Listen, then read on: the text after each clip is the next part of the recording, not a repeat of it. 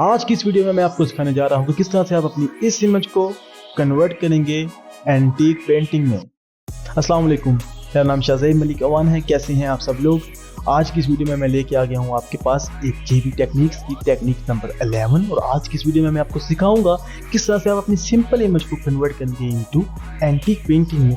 Well basically कुछ भी इसमें मुश्किल नहीं है। सबसे पहले हम अपनी इमेज को स्मार्ट ऑब्जेक्ट में तब्दील करेंगे, उसके बाद इसके ऊपर एक चाक एंड चारकोल इफेक्ट लगाएंगे और फिर इसके ऊपर हम एक डिस्प्लेसमेंट मैप लगाएंगे और उसके ऊपर बाद में हम कुछ लेयर मास्क के जरिए ट्विकिंग करेंगे और बस। और इस तरह से हमारा ये इफेक्ट बन जाएगा। तो क्यों ना चले हम अडोबी और फोटोशॉप के अंदर और आपको करके दिखाएं बताने के बजाय।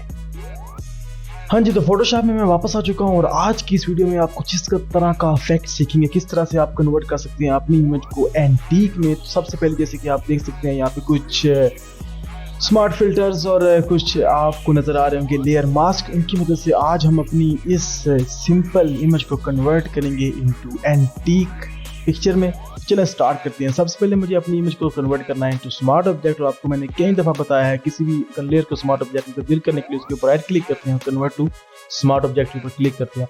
उसके बाद मुझे इसके ऊपर लगाना है एक फिल्टर जिसका नाम है चाक एंड चारकोल। लेकिन उससे पहले आपको अपने बैकग्राउंड और फोरग्राउंड कलर को डिफॉल्ट करना होगा। अगर आपके पास डिफॉल्ट नहीं है उसके लिए आप सिंपली डी प्रेस करेंगे तो वो डिफॉल्ट हो जाएगा।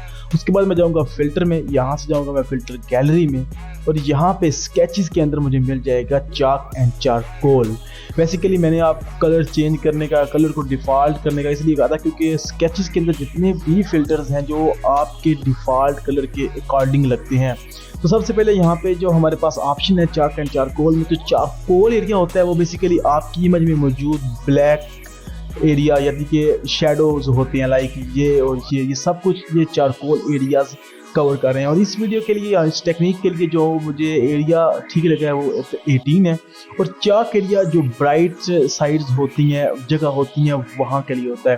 वेल यहाँ पे मैंने ब्राइट साइड या ब्राइट एरिया को एक जगह पे रखा है वो इसलिए क्योंकि हम बना रहे हैं एक एंटीक फोटो, उसमें हम ज़्यादा अपनी इमेज को ब्राइट नहीं कर सकते। और आखिर में हमारे पास होता है स्ट्रोक प्रेशर, जो मैंने यूज़ कर रहा हूँ 1। स्ट्रोक प्रेशर बेसिकली होता है आपकी इमेज का कंट्रास्ट, कितना कंट्रास्ट चाहिए, तो इस लिहाज से एक कंट्रास्ट काफ़ी है। यहाँ से मैं क्लिक ओके करूँगा। अब अगर मैं आपको यहाँ से जूम करके दिखाऊं तो हमारे पास कुछ यहाँ पे ग्रे कलर आ रहा है, यहाँ पे हमारे पास कुछ शेडोज आ रहे हैं और यहाँ पे वाइट आ रहे हैं और ये कुछ ब्रशेस आ रही हैं।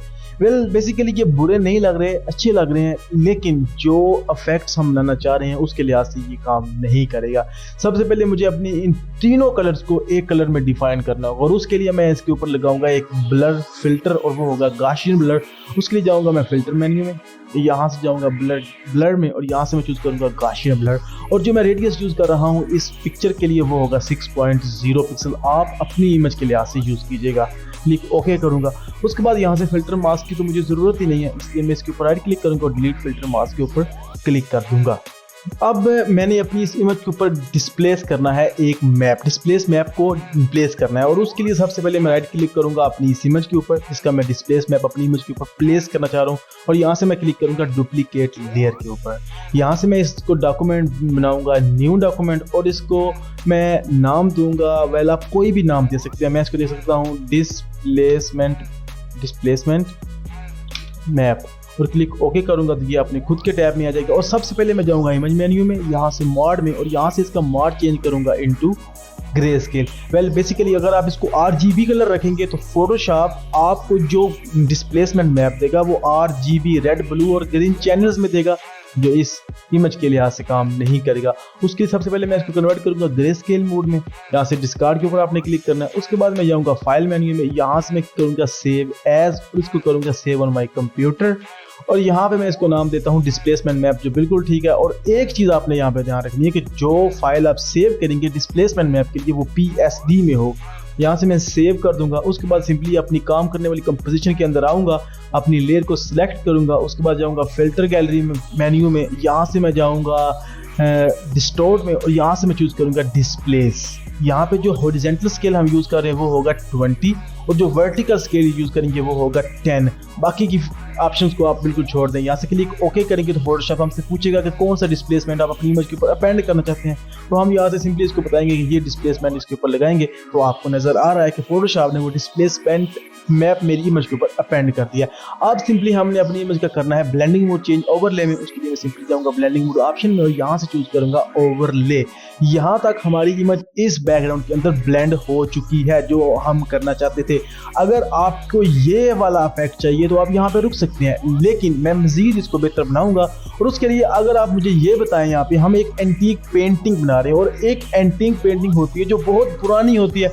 अगर हम यहाँ पे इसका कलर वक्त के साथ साथ ख़राब ना हो, कम ना हो, तो ये लगेगा कि हम एक फेक काम कर रहे हैं। बेसिकली हम फेक ही कर रहे हैं, लेकिन वो लगेगा कि फेक है, तो जो जाहिर होगा।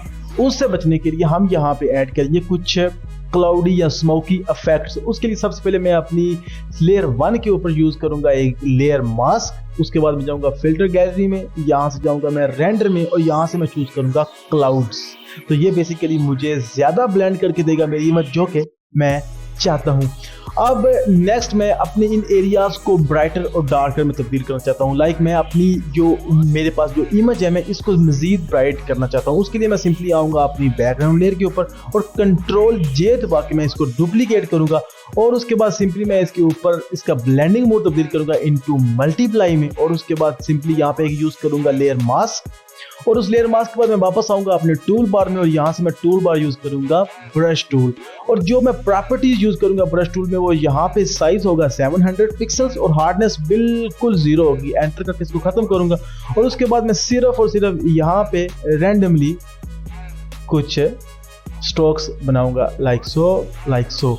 तो बेसिकली ये मुझे काफ़ी अच्छा रिजल्ट दे रहा है। अब नेक्स्ट मुझे अपनी इस मॉडल की डिटेल्स को मज़ीद उभारना है। उसके लिए सबसे पहले मैं अपनी इस ऊपर वाली लेयर को करूंगा कंट्रोल जे के साथ डुप्लीकेट। उसके बाद यहाँ पे जो मेरे पास लेयर मास्क है ना, इसको मैं फिल करूंगा विद ब्लैक कलर और मेरे पास बैक कलर फोरग्राउंड कलर में है। तो उसके लिए सिंपली मैं आल्ट और बैक स्पेस दबाऊंगा तो ये ब्लैक कलर के साथ फिल हो जाएगा। अब नेक्स्ट मैंने यहाँ पे यूज करना है ब्रश टूल। पहले की तरह यहाँ पे ब्रश टूल यूज करूंगा और सिंपली वाइट कलर के साथ मैं यहाँ पे जैसे ही ड्रा करूंगा तो आपको नजर आएगा कि जो हम बनाना चाहते थे वो हम बना चुके हैं। तो बेसिकली ये थी हमारी आज की टेक्निक। और अगर मैं आपको यहाँ से जूम इन करके दिखाऊं तो ये है जी हमारी आज की टेक्निक जो हम बनाना चाह रहे थे।